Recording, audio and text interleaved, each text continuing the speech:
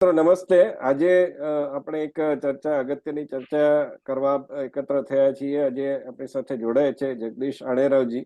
તેઓ Naroda arts and commerce કોલેજમાં પ્રાધ્યાપક છે અને ક્રિટિકલ થિયરીમાં એમની નિપુણતા છે અને અનેક મહત્વના વિષય ઉપર એમની સારી દ્રષ્ટિ રહેતી હોય છે.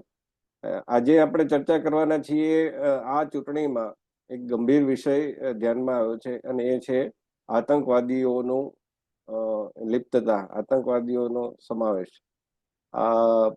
પોઈન્ટ એ છે કે અમૃતપાલસિંહ નામના ખાલિસ્તાન તરફી જેને અત્યારે જેલમાં પૂરવામાં આવ્યા છે, એને પૂરવામાં આવ્યો છે, એ ચૂંટણી લડવા માંગે છે અને એણે આ માટે હાઈકોર્ટમાં અરજી કરી છે, યાચિકા કરી છે. અને સાથોસાથ બીજો પોઈન્ટ આપણે લેશું, ઉદ્ધવ ઠાકરેની જે શિવસેના છે એના એક અભ્યર્થી છે, કીર્તિકર એવું નામ છે, અમોલ કીર્તિકર, એના સમર્થનમાં મુંબઈ વિસ્ફોટ કેસમાં આરોપી હતા, એવા 10 વર્ષ જેલમાં પણ રહી ચૂક્યા ઇકબાલ મુસા, એણે પણ ત્યાં પ્રચાર કર્યો હતો, એવો એક આક્ષેપ છે. તો આ જે ગંભીર બાબત છે કે હવે આતંકવાદીઓની પણ મદદ લેવામાં આવી રહી છે, તો એ મુદ્દે આપણે ચર્ચા કરવાના છીએ. જગદીશજી, આપનું સ્વાગત છે. નમસ્કાર. જગદીશજી, આ જે કેટલી ગંભીર બાબત ગણાય. અમૃતપાલસિંહ ચૂંટણી લડવા માંગે છે ખાલિસ્તાન તરફી, અને એટલું જ નહીં, પરંતુ એક અહેવાલ પ્રમાણે આ વખતે ખૂબ વધુ લોકો છે ખાલિસ્તાન તરફી હોય એવા લોકો પંજાબમાંથી ચૂંટણી લડી રહ્યા છે.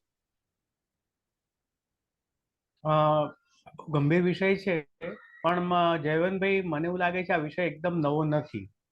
તમે અત્યારે પંજાબની વાત કરી, ખાલિસ્તાનની વાત કરી, અમૃતપાલ સિંહની વાત કરી, પણ જ્યારે આતંકવાદ શબ્દ ભારતમાં એકદમ પ્રચલિત બન્યો, સ્વાભાવિક છે પંજાબમાંથી જ બન્યો હતો. એ પહેલા આતંકવાદ હતો, પણ એને આતંકવાદ એવું નામ અપાયું નહોતું. ત્યારે આતંકવાદ અને કોંગ્રેસ, એટલે કે કોંગ્રેસ માનસિકતાવાળા પક્ષો, એને આતંકવાદ એ સમજૂતીથી, સહકારથી કામ કરતા હોય છે. અને એનું એક દ્રષ્ટાંત તમને કહું. આજથી લગભગ 104 વર્ષ પહેલા જ્યારે ખિલાફત આંદોલન ચાલ્યું, ખિલાફત ટર્કીને કારણે થઈ, ત્યાં જે ઇસ્લામના વડા હતા, ખલીફા કહેવાતા, અને ત્યાં શાસન પરિવર્તનને કારણે ખિલાફત એટલે એમની જે સત્તા હતી એમાંથી દૂર થયા. તુર્કસ્તાનમાં કંઈ ન થયું, અરબસ્તાનમાં કંઈ ન થયું, જ્યાં ઇસ્લામનો ઉદય થયો. એનું આંદોલન ભારતમાં કોંગ્રેસના સમર્થનથી શરૂ થયું. મહાત્મા ગાંધીજીને ખિલાફતને સમર્થન આપ્યું, અને સમર્થન આપ્યું ત્યાં સુધી બરોબર છે, પણ એ આંદોલન એમણે જેમની સામે કરવું જોઈએ એને બદલે એમણે હિન્દુઓની ક્રૂર અત્યાચાર કરીને એ આંદોલન ચલાવ્યું. કેરળમાં મોપલાસ્તાન જે કહેવાય છે, જ્યાં 3 કરોડ હિન્દુઓને નરસંહાર થતો, કોઈને કોઈ રીતે એમની ઉપર દમન કરવામાં આવ્યું હતું. તો આ આતંકવાદ છે. કોંગ્રેસે એના આંદોલનમાં આતંકવાદને જોડ્યો હતો, અને એના પછી 1980ના પછીના વર્ષોમાં આ ભિંદરાનવાલેને રાષ્ટ્રીય સંતની ઉપમા આપનાર રાજીવ ગાંધી હતા. રાજીવ ગાંધી કે સંજય ગાંધી? નહીં, રાજીવ ગાંધી. સંજીવ ગાંધી તો મૃત્યુ થઈ જ ગયું હતું એની પહેલા, ઇમરજન્સી પછી તરત જ. 1980માં થયું ને એમનું મૃત્યુ તો? હા, પણ આ જે ખાલિસ્તાની આંદોલન છે ને 80 પછી થયું હતું, એટલે સંજય ગાંધી નહોતા એ વખતે. અને એ હેડલાઇન આવી હતી બધા ગુજરાતી છાપામાં. એક તો ગુજરાતી છાપા જ વાંચતો હતો, કારણ કે અમે જ્યાં હતા ત્યાં અવેલેબલ હતું, તો એની હેડલાઇન આવી હતી 8 કોલમની. બીજું મારે એ કેવું છે, તમે અમૃતપાલ સિંહની વાત કરી, પણ અત્યારે ઉજ્જવલ નિકમ ચૂંટણી લડી રહ્યા છે મુંબઈની એક સીટ ઉપરથી. આ ઉજ્જવલ નિકમ એ જ છે કે જેમણે કસાબને ફાંસી મળે એ માટે દલીલો કરી હતી, પણ એ પાકિસ્તાની આતંકવાદીના સમર્થનમાં જેમણે દલીલો કરી હતી એ માજીદ મેમણ, એ કોંગ્રેસી પક્ષના માનસિકતા વાળા શરદ પવાર, જે પહેલા કોંગ્રેસી જ હતા, એમણે ઘણી ઘરો બદલ્યા છે. એ શરદ પવારની પાર્ટીએ, શરદ પવારે જેમને રાજ્યસભાના સાંસદ બનાયા હતા. એટલે આપણી સામેના બે દ્રષ્ટાંત છે. અને અત્યારે શરદ પવાર પાછા એવું કહી રહ્યા છે કે કોંગ્રેસમાં બધા પ્રાદેશિક પક્ષો છે. એટલે તો કીધું કોંગ્રેસ, એનો અર્થ કોંગ્રેસી માનસિકતાના પક્ષો આવી જ જાય છે, કારણ કે બધાનું મૂળ ગોત્ર તો એ જ છે, અને બધાનું મૂળ ગોત્ર અંગ્રેજો છે, હમ કારણ કે એ ગટર અંગ્રેજોની છે, એટલે હમ આજે વહી રહી છે. ભલે મેં ઇટાલિયન પણ વહ્યું હોય, પણ દેટ ઇઝ ડિફરન્ટ થિંગ.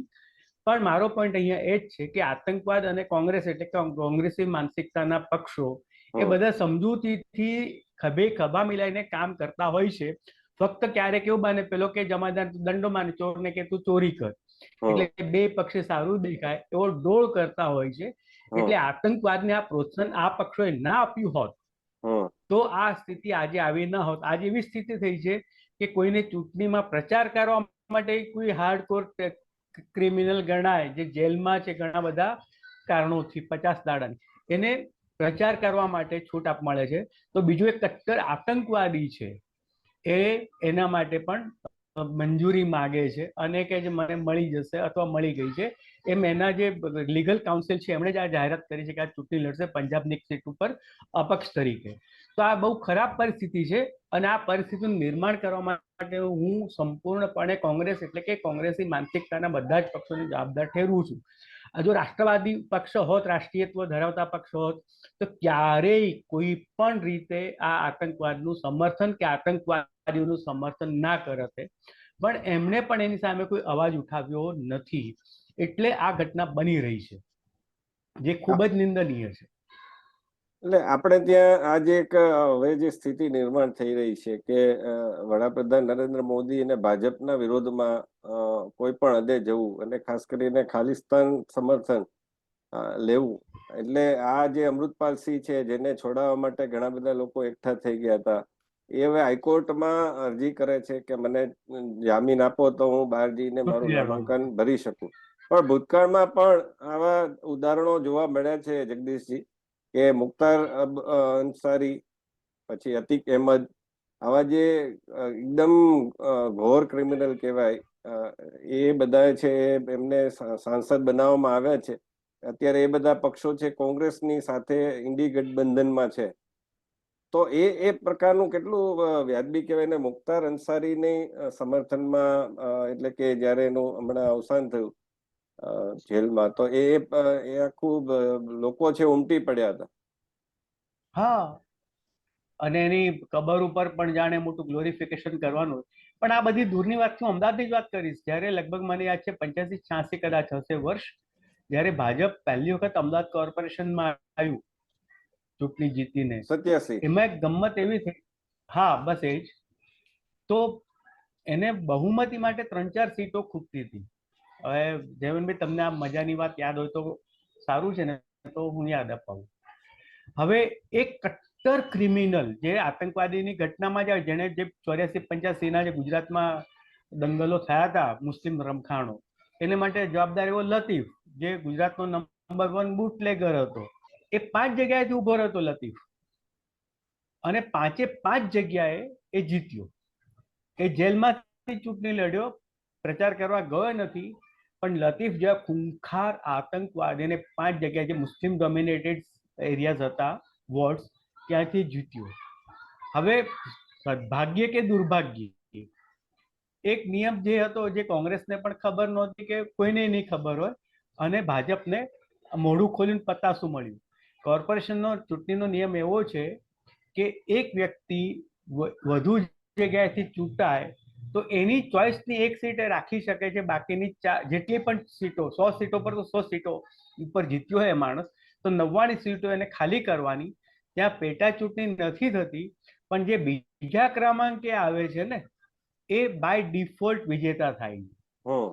હવે થયું એવું કે લતીફ 4 જગ્યાએથી જીત્યો, અને 3 જગ્યાએથી એને ખાલી કરવી પડી. હિન્દુઓ, મુસ્લિમો એટલા ભયભીત હતા કે હિન્દુએ એક તરફી મત ભાજપને આપ્યો, કોંગ્રેસને આપ્યો નહોતો મુસ્લિમ બહુ વિસ્તારમાં. અને એને કારણે લતીફ જ્યાં જીત્યો હતો, એને એક સીટ રાખીને બાકીની બધી સીટો ભાજપને ગઈ, અને ભાજપને અમદાવાદ કોર્પોરેશન સૌથી પહેલી બહુમતી આ રીતે મળી હતી. તો આ પોઈન્ટ છે કે આતંકવાદી માનસિકતા વાળા જેલમાંથી પણ ચૂંટણી લડ્યા હતા અને જીત્યા એ હતા. પણ અને તમે જુઓ જગદીશજી કે લતીફ, તો હમણાં એની ફિલ્મ આવી રહીશ, શાહરૂખ ખાનની, ગ્લોરિફિકેશન થયું, ગ્લોરિફિકેશન થયું, અને ખૂબ જ કે ભાઈ બહુ તો આપણને એમ જ કહેવામાં બાકી રાખ્યું કે સંત જ હતો. દાઉદ અને એ સમયમાં તમે યાદ કરો જગદીશજી, તો ઉત્તર પ્રદેશમાં મુખ્તાર પાકિસ્તાને તો અંસારી, પાકિસ્તાન તો આજે પણ દાઉદને તો સંત જ ગણે છે.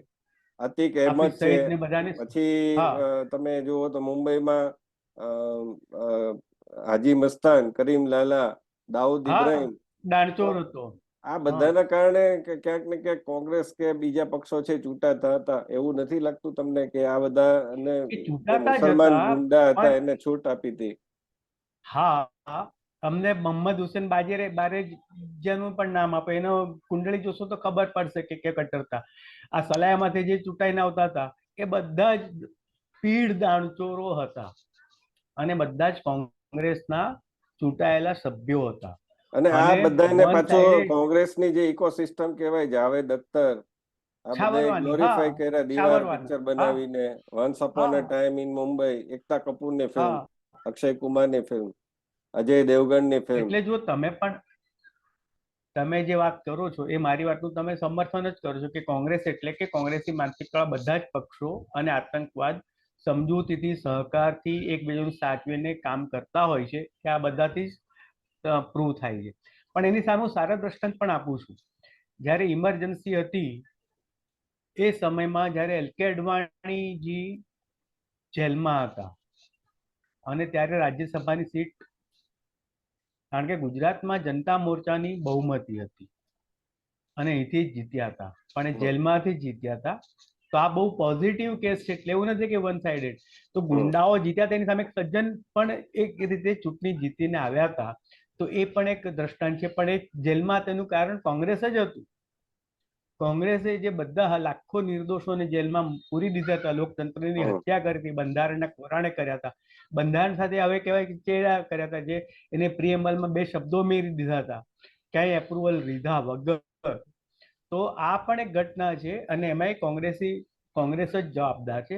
એટલે આવી જે નેગેટિવ ઘટનાઓ બની છે અને બની રહી છે, હવે જો તમે વિચાર કરો કે એ એક રીતે થોડું અંશે કોંગ્રેસને પણ ત્યાં વોટ બેંકમાં નુકસાન કરવાનું છે. અમૃતપાલ સિંહ અપક્ષ તરીકે લડે છે.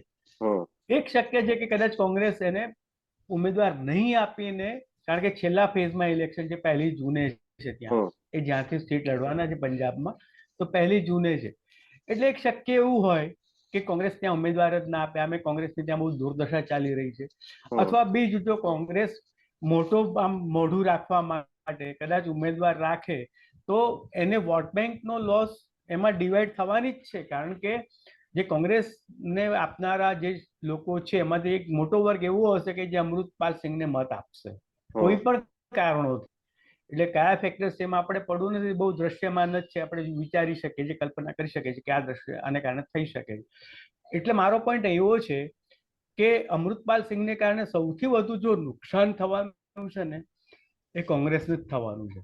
તો પણ કોંગ્રેસની જે આખી લીગલ ટીમ છે, જે રામ મંદિરના વિરોધમાં ઉતરી પડી હતી, તિબ્બલો જેવા કે અભિષેક મનુઓ જેવા, તો એ લોકોમાંથી એક પણ કોંગ્રેસી સભ્ય અથવા કોંગ્રેસી માનસિકતાવાળા પક્ષોના સભ્યો અમૃતપાલ સિંહ જો કટ્ટર આતંકવાદી જે મહિનાઓથી દુબળીગોળ જેલમાં છે, એ ચૂંટણી લડે એની સામે એક અક્ષર બોલી શકતા નથી કે બોલતા નથી. લોસ કોંગ્રેસને છતાં પણ.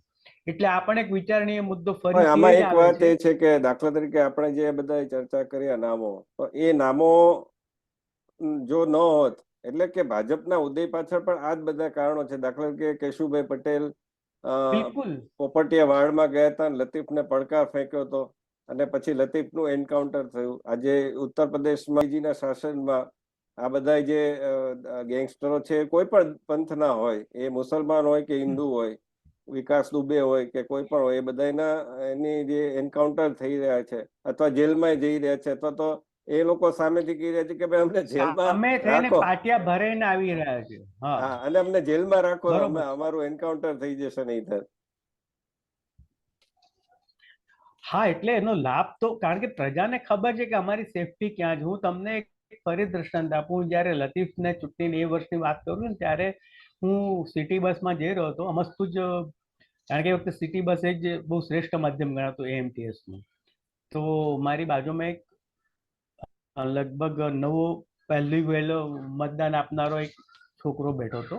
એટલે મારી પણ, હું કોલેજમાં જ હતો, પીજીમાં હતો. એટલે મેં મસ્ત પૂછ્યું, એના દેખાવ પરથી લાગ્યું કે આ કોંગ્રેસની જે સેટ વોટ બેંક છે એમાંથી જ છે. એટલે મેં પૂછ્યું કોને મત આપવાનું, તો કે હું ભાજપને આપવાનું. મેં કેમ ભાજપને? કે અત્યાર સુધી બધા કોંગ્રેસને મત આપવા હતા, પણ આ કારણોથી એટલે રથયાત્રા પછીની જે ઘટનાઓ બની હતી એણે કીધું કે કોંગ્રેસે હિન્દુઓને માર પડે છતાં હિન્દુઓની ધરપકડ કરે છે, એક પણ મુસ્લિમની નથી ધરપકડતા, એને કારણે અમે ભાજપને વોટ આપવા. એટલે મારો પોઈન્ટ એ છે, તમે જે કીધું એ, કે આનો લોસ કોંગ્રેસને જાય છે. રામ મંદિરનો બહિષ્કાર કરીને લોસ કોંગ્રેસને જ ગયો છે. આજે પણ એ માનસિક તેમને ચાલુ રાખી છે, અને છતાં પણ આ આતંકવાદનું તુષ્ટિકરણ કે ઇસ્લામિક તુષ્ટિકરણમાં રચ્યા પચ્યા રહે છે. એને આ દિવાલ ઉપરનું સત્ય નથી સમજાતું કે આને કારણે એનો જે ઇરોઝન થઈ રહ્યું છે ને વોટ બેંકમાં કે વોટ શેરમાં, એનો એને વિચાર કરવો જોઈએ. અને કોઈ જગદીશજી, પણ આમાં રીતે આપણે હવે એક તમને મુદ્દો બીજો ચર્ચીએ કે આજે ખાલિસ્તાનની આપણે વાત કાઢી છે ત્યારે કેજરીવાલ, અરવિંદ કેજરીવાલ, એની દિલ્હી હા દારૂ કૌભાંડમાં ધરપકડ થઈ. હવે એને સુપ્રીમ કોર્ટમાં એની માટે યાચિકા કરવામાં આવી જામીન માટે, અને એમાં અભિષેક મનુ સિંઘવી એટલે કોંગ્રેસના જ નેતા, એણે દલીલો મૂકી. સુપ્રીમ કોર્ટના ન્યાયાધીશ છે એનાથી પ્રભાવિત થઈ ગયા એમની દલીલોથી, ને એમણે એમાં વખાણ પણ કર્યા. અને સાથોસાથ આજે યાચિકા કરવામાં આવી તો એમાં ઈડીએ એવું કહ્યું કે અરવિંદ કેજરીવાલને તમે જો જામીન ઉપર છોડશો તો એક ખોટું ઉદાહરણ બેસશે, અને સાથોસાથ અમૃતપાલસિંહ જેવા પણ પછી જામીન માગશે. બીજું કે માત્ર અરવિંદ કેજરીવાલ દારૂના કૌભાંડમાં જ એમની પાસે સામે આક્ષેપ નથી, એમની સામે આક્ષેપ ખાલિસ્તાનીઓ સાથેની સાંઠગાંઠનો પણ છે, જેમાં છે.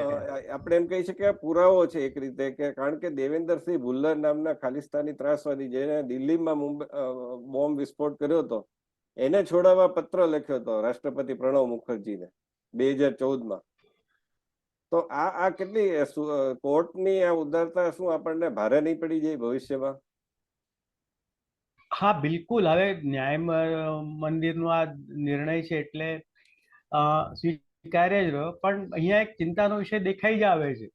બીજું, આ જે કારણ ચૂંટણી પ્રચારનું આપ્યું છે, તો એની સામે ઈડી અથવા સીબીઆઈ જે પણ પક્ષ હતો એને રજૂઆત કરી કે આટલા બધા પાસ્ટ ઇલેક્શનના પ્રેસિડેન્ટ્સ આપ્યા છે કે એમાં પણ આવા કેસીસ હતા, પણ કોઈને જામીન આપી નથી. જે ઉમેદવાર હતા એને પણ જામીન નથી મળ્યા. તો આટલા, એટલે સ્વાતંત્રતા 1951 થી લઈને ગત ચૂંટણી કે આ કરંટ ચૂંટણી સુધી દ્રષ્ટાંતો એને લગભગ 100 કે 200 જેટલા એને પ્રેસિડેન્ટ કે ચૂંટણીઓના, જનરલ એસેમ્બલી અથવા લોકસભા ઇલેક્શનના, કે આવા કેસીસમાં ક્યારેય કોઈને જામીન મળી નથી. એ બેઝ ઉપર અમને જામીન ના મળવી જોઈએ, અને એને કારણે જે પણ ઇમ્પેક્ટ પડશે નેગેટિવ થવાનું છે. એક વાત કરી જ હતી, અને તમે જેમ વાત કરી એમ કોઈ ખાલિસ્તાની આતંકવાદી પણ માગશે, કોઈ બીજો આતંકવાદી, અથવા તો એવું પણ બંને બધા જ આતંકવાદીઓ છે અથવા હાર્ડકોર ક્રિમિનલ્સ છે, એ ઇલેક્શન લડવા માટે પણ જામીન માગશે તો એને ઓછામાં ઓછા 3 અઠવાડિયા તો એ બહાર આવી શકશે. તો આ બહુ જ ખરાબ પ્રેસિડન્ટ છે. એ ન્યાયતંત્રે વિચારવું જ રહ્યું, અથવા અને જે આની બીજો સાથે સંબદ્ધ જગદીશજી, પક્ષો છે એને. બીજું કહું કે આજે દાખલા તરીકે કેજરીવાલને એવી શરત મૂકવામાં આવી છે કે હા, સચિવાલયમાં જ જઈ નહીં શકે, પ્રવેશ પરંતુ થઈ શકે, સચિવાલયની સાઇન ફાઇલ તો નહીં એની કરી સુધી આવી શકશે ને? આવી શકશે, એ વાત સાચી છે. એટલે સચિવાલયમાં નહીં જઈ શકે એટલું પણ છે, અને કોઈ પણ કાગળ ઉપર સહી નહીં કરી શકે. પણ આમાં કેવું છે કે એને બધા કાગળ તો મળવાના જ છે, એટલે એની ઉપર તો કોઈ પ્રતિબંધ નથી. ઘરે ફાઇલ મંગાવીને ઘરે જોઈ શકે અથવા બીજે ક્યાંય જોઈ શકે. હા, જે તો એ જેલમાં શક્ય કાગળ નહોતો. બધા જ એને, હા, જે જેલમાં શક્ય જ નહોતું એ બધું જ આવે. એટલે એઝ ગુડ એઝ, ફક્ત સહી કર્યા વિના બધું જ કરી શકશે. એટલે ઓવરઓલ, કારણ કે બધું ગવર્નન્સ એમનું છે, સહી તો એડમિનિસ્ટ્રેશન એમ એમનું છે. નહોતા કરતા, એ પોતે ફસાઈ નહીં એટલે, પણ તોય ફસાઈ ગયા. હા હા, એટલે પોઈન્ટ અહીંયા એ જ છે કે હવે બધું જ એમને ઓપનલી થઈ શકશે. એ સહી કર્યા સિવાયના બધા જ ઓર્ડર પણ પાસ કરી શકશે, કારણ કે ઓરલ બોલવામાં તો કોઈ છૂટ એટલે પ્રતિબંધ નથી. એટલે કહી શકશે આવું કરો તેવું કરો, અને એ પ્રમાણે કરી જ શકશે. એટલે આ જે રિસ્ટ્રિક્શન્સ છે એ કેટલા યથાર્થ ઠરશે બહુ મોટો પ્રશ્ન છે. કારણ કે સહી નહીં કરવી એ લખેલું છે, કે ઓફિસમાં નહીં જવું એ લખેલું છે ઓર્ડરમાં, પણ ત્યાં જે કામ કરવાનું છે કે ત્યાં જ કરવું જરૂરી નથી. માનો કે મારે રેલવેમાં જવું તો મારે રેલવે સ્ટેશન જવું જ પડશે, રેલવે મારા ઘરે નહીં આવે. પણ આ કામ એવું છે કે ઓફિસમાં જ બેસીને થયું નથી. જેમ કે ઉદ્ધવ ઠાકરે હતા, 2.5 વર્ષ દરમિયાન એક વખત પણ એમની ઓફિસમાં ગયા નહોતા, બધું એમને ત્યાં એમના ઘરેથી જ કામ કરેલું હતું. તો એ પ્રમાણે કેજરીવાલ પણ કરી શકે છે. અને એમણે પણ પોતાના ઘરે પણ એક ઓફિસ જે આ શીશ મહલ બનાવે છે કરોડો રૂપિયાના ખર્ચો કરીને, તો પણ એમણે ગરમી તો મોટા ભાગના દિવસો તિહાર જેલમાં જ ગાળવા પડ્યા. એ કરુણતા છે. પણ એ ક્યાંયથી કરી શકશે, એટલે આ એનું અર્થઘટન જે છે એ ધ્યાનમાં રાખીને સહી નહીં કરે, બાકી બધું જ કામ કરી શકશે. એટલે આ એક બહુ જ ક્રિટિકલ ઇસ્યુ ગણી શકાય અને ક્વેશ્ચનેબલ પણ ગણી શકાય. તો મિત્રો, આ આપણે જગદીશજી સાથે ચર્ચા કરી ખાલિસ્તાની ત્રાસવાદી, ખાલિસ્તાની સહાનુભૂતિકાર કહી શકાય, સિમ્પેથાઇઝર કહી શકાય, જે કંઈ નામ આપવા હોય, કારણ કે મીડિયામાં તો ઘણા બધા નામો ચાલે છે, પણ જે જેલમાં છે અને એ પાછું કોઈ નાના મોટા ગુનામાં નહીં, એ મોટા ગુનામાં જેલમાં છે એવા વ્યક્તિ પણ જામીન માગે છે, ને એનું ઉદાહરણ કેજરીવાલ છે. કેજરીવાલ ઉપર પણ ખાલિસ્તાની આતંકવાદીઓ સાથે સાઠગાંઠનો આરોપ લાગેલો છે અને એણે તો પત્ર પણ લખ્યો છે. અને ભવિષ્યમાં આ એક ખોટું ઉદાહરણ બેસશે. કેજરીવાલ જેલની બહાર રહીને શું શું કરી શકે એ બધા સમજી શકે એમ છે. તો સુપ્રીમ કોર્ટમાં પણ ક્યાંક પોતાના, કારણ કે જગદીશ, એક વાત એ પણ છે કે જે 600 અધિવક્તાઓએ પત્ર લખ્યો હતો, તો એ પત્રમાં એમણે સંકેત કર્યો હતો કે આ દબાણ છે કરી રહ્યા છે, દબાણમાં તમે ન આવો, પણ મને લાગે છે કે દબાણમાં આવી ગયા છે અને એટલા માટે કેજરીવાલને જામીન આપી દીધા છે. સાચી વાત છે, બિલકુલ. અને એને માટે જે જ્યુડિશિયલ રિક્રુટમેન્ટની જે સિસ્ટમ મોદી સરકારે પહેલા એમાં પ્રયત્ન કર્યો હતો, એમાં ટ્રાન્સપરન્સી હતી. એટલે જજ છે અત્યારે ક્લોઝ ડોર જે કહેવાય એમાંથી જ સિલેક્ટ થતા હોય છે. એટલે કે હું 5 નામ આપું, પેલો 5 નામ આપે, એ પ્રમાણે માનો કે મારી ટીમ બનાવી હોય તો પોતપોતાના માણસોને ગોઠવી દેતા હોય છે. અનફોર્ચ્યુનેટલી આ સ્થિતિ આપણી જ્યુડિશરીમાં જોવા મળે છે. તો એટલા માટે જે જ્યુડિશિયલ એપોઇન્ટમેન્ટ સિસ્ટમ લાવવા માંગતા હતા અને જેને પછી સુપ્રીમ કોર્ટે, કારણ કે એની ઉપર જ આવ્યું હતું આ બધું, એટલે પોતાના માણસોને ગોઠવી ના શકે. અત્યારે જુઓ કે ક્યાંક ને ક્યાંક બધાના તાળા મળે જ છે. જે અત્યારે વર્તમાન ન્યાયમૂર્તિઓ છે હાઈકોર્ટ અને સુપ્રીમ કોર્ટમાં, તો એમના આપણે આગળ જોઈશું પરિવાર, તો એમના કોઈ ને કોઈ ડાયરેક્ટ લાઈનમાં અથવા તો પિતરાઈ વગેરે કોઈક ને કોઈક જ્યુડિશિયલ સિસ્ટમમાં હતા જ. અને એ જ 700-800 પરિવારો છે, એમાંથી જ આ હાઈકોર્ટ સુપ્રીમ કોર્ટના જજીસ બનતા હોય છે. અને એની કારણ કે પછી વિચારધારા પણ એ જ રહેવાની છે કે મારા પિતાજીની મને જે વિચારધારા હોય ત્યાંથી જ મળે છે, એટલે મારો પુત્ર પણ લગભગ એ જ ફોલો કરે. ક્યારેક રેર કેસમાં જુદું હોઈ શકે, પણ જનરલી એ બનતું હોય છે.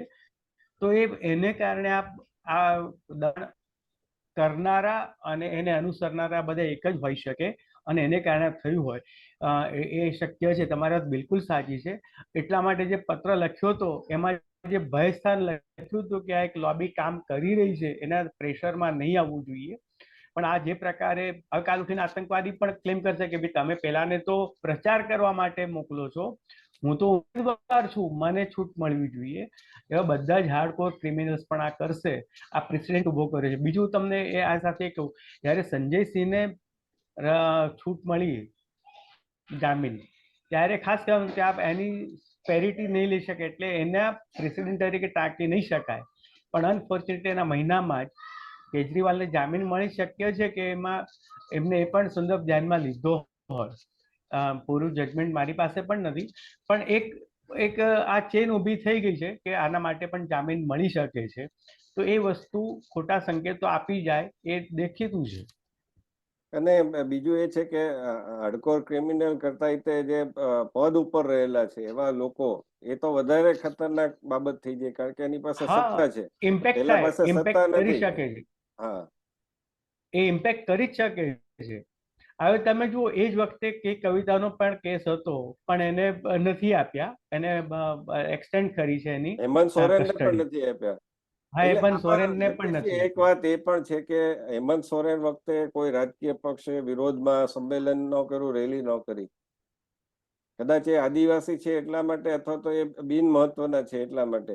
પણ કેજરીવાલ વખતે બધા જ ઇન્ડી ગઠબંધનના ઘટકો એક સાથે આવ્યા, એમને રેલી કરી. એટલું જ નહીં, પણ અમેરિકા પણ કૂદી પડ્યું. અને કેનેડા કૂદી પણ પડ્યું છે. કેનેડાનો તો બધો અંદાજ નથી, પણ અમેરિકા તો કૂદી જ પડ્યું છે. અમેરિકાએ તો ચિંતા વ્યક્ત કરી જ. તો આ જે હા, બતાવે છે કે કેજરીવાલ કેટલા અગત્યના છે એમના માટે. ફોરેન કનેક્શન છે. હા, બિલકુલ. ના, એનું કારણ છે એમનું જે એનજીઓ છે ને, કેજરીવાલનું, કબીર, એમાં ફોરેન ફંડિંગ થાય છે. એ એ તો ફોરેન એમણે પણ ફંડિંગને સ્વીકાર્યું છે. કારણે, હા, અને એ ફોર્ડ ફાઉન્ડેશન એટલે નો. હા, હા, હા, એનો સપોર્ટ મળે છે, ફાઇનાન્શિયલ સપોર્ટ.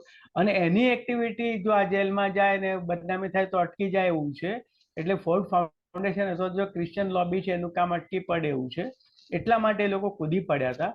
અને આમે જગત જમાદાર બનવાની ટેવ છે, ભલે બધેથી પછડાટ ખાધી. અફઘાનિસ્તાનમાં 10 વર્ષ કર્યા પછી પણ એમને પછડાટ, વિયેટનામમાં પણ એ થયું, ઈરાકમાં પણ એ જ થયું. પણ આ છતાંય અહીંયા ભારત ઉપર તેમની કુદ્રષ્ટિ રહે જ છે આ રીતે, જે ખોટું છે ખરેખર. અને આમાં એક સિદ્ધ થાય છે કે કેજરીવાલના કેસમાં જ્યારે અમેરિકા જેવા દેશ કૂદકો મારે છે, ત્યારે ફોરેન લીગ બે પક્ષે ધ્યાનમાં આવે છે. એટલે કેટલા ખતરનાક છે કેજરીવાલ, એ પણ આપણે ધ્યાનમાં આવી શકે કે આ વિદેશી લોબીના એક પ્યાદા બનીને કામ કરે છે.